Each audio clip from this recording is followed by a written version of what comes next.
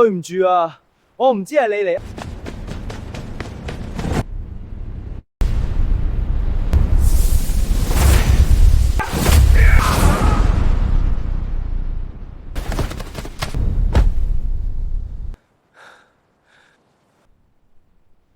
阿哥，阿虎，15年冇見啦，好似係降龍18掌，你仲想再打啊？全部停手！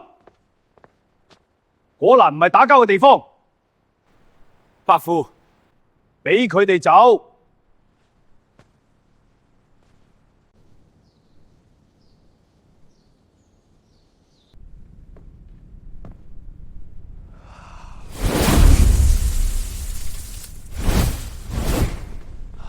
你阿爸知唔知你返嚟香港？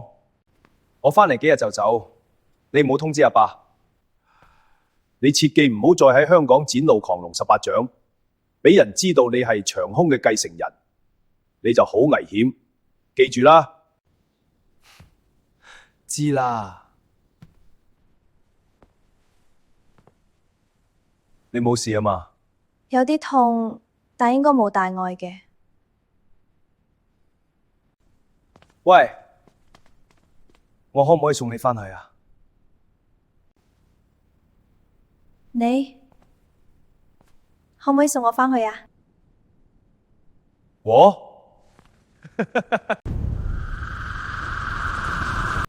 好記得16年前果欄大戰，雲長空打出嘅掌。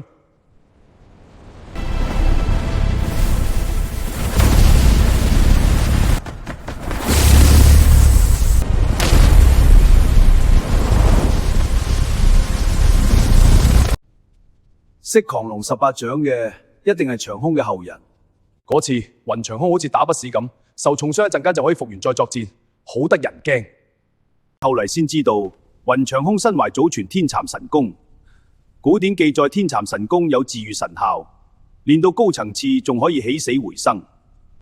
世上竟然有咁神奇嘅內功可以起死回生。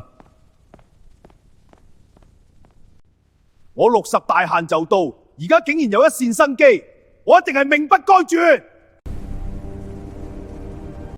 阿峰，你一定要捉佢返嚟，逼佢交出天蠶神功。請大家記得訂閱，撳埋個通知鐘仔，咁就可以收到集數嘅更新。最重要就係多多分享本頻道啊！下集見。